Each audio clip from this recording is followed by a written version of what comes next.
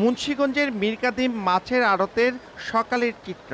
সাত সকালেই নানান ধরনের মাছের পাইকারি বেচাকেনা চলে এখানে। অন্যান্য মাছের পাশাপাশি এখানে ইলিশের সরবরাহ বেশ উল্লেখ করার মতো।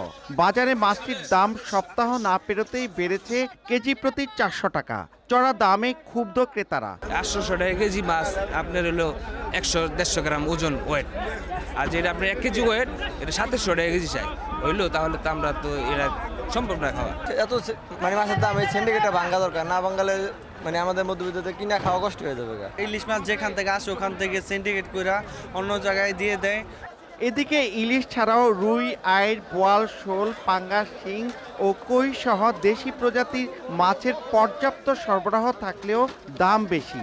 তবে চিংড়িতে নিষিদ্ধ জেলি ও শিং মাছে কাপড়ের রং মেশানোর অভিযোগ করেছেন ক্রেতারা। জেলিটা যে জায়গায় উদ্বোধন হয় ওই জায়গার তোর মিশাই খুলনার থেকে, এটা আমরা মিলাই না। হঠাৎ মাছের দাম বেড়ে যাওয়ার কারণ হিসেবে আড়তদারদের দাবি, নদী ও সাগরে ইলিশ ধরা পড়ছে কম। এবার সাগরের থেকে মাছ উঠতে পারে না মিঠা পানিতে, যার কারণে আমাদের এখানে মাছ কম হইতেছে। এই জন্য ইলিশ মাছের দাম অনেক মানে অত্যন্ত বেশি দাম, যেটা খরিদ্দারে বা পাইকাররা কিনে নিয়েও এই দামে বেচতে পারতেছে না। শত বছর ধরে চলে আসা এই মাছের হাটে প্রায় 4000 মানুষের কর্মসংস্থান।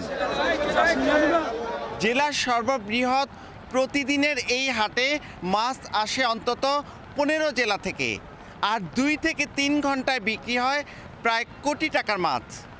মুন্সিগঞ্জের মীরকাদিম থেকে নাসির উদ্দিন উজ্জ্বল, সময় সংবাদ।